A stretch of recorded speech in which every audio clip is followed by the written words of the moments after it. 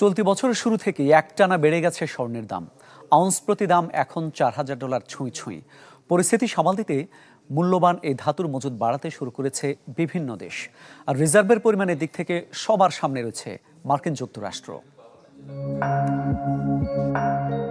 একটি দেশের অর্থনৈতিক স্থিতিশীলতা নিশ্চিত করতে গুরুত্বপূর্ণ ভূমিকা পালন করে দেশটির স্বর্ণের রিজার্ভ।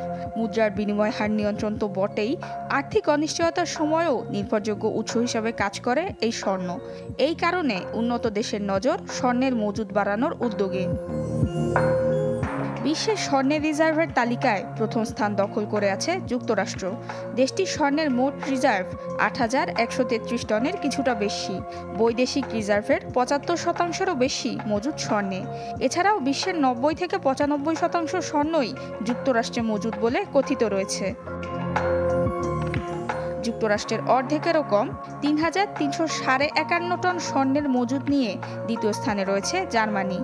দেশটি ডয়েচে বুন্দেসব্যাংক, যুক্তরাষ্ট্রের federal reserve, bank of England এবং বাঙ্কে দে ফ্রান্স মোট 4টি ব্যাংকে স্বর্ণের রিজার্ভ মজুদ রেখেছে। তৃতীয় স্থানে রয়েছে ইতালি, যাদের স্বর্ণের রিজার্ভের পরিমাণ 2,452 টন। দেশটি এই রিজার্ভের 87% কেন্দ্রীয় ব্যাংক অব ইতালিতেই জমা রাখে। বাকিটুকু যুক্তরাষ্ট্র, যুক্তরাজ্য এবং সুইজারল্যান্ডের বিভিন্ন ভল্টে মজুদ রয়েছে। চতুর্থ এবং পঞ্চম অবস্থানে রয়েছে ফ্রান্স এবং রাশিয়া। দেশ দুটির স্বর্ণের মজুদ 2,500 টনের কাছাকাছি। এরপরেই রয়েছে চীন, যাদের স্বর্ণের মজুদ 2,302 টন। শীর্ষ 10-এর তালিকায় এছাড়াও রয়েছে সুইজারল্যান্ড, ভারত, জাপান এবং তুরস্কের নাম। চলতি বছরে এখন পর্যন্ত স্বর্ণের দাম বেড়েছে 45%, যা আউন্স প্রতি দাম ছাড়িয়েছে $3,900 ঘর। নুসরাত মৌমি, চ্যানেল 24।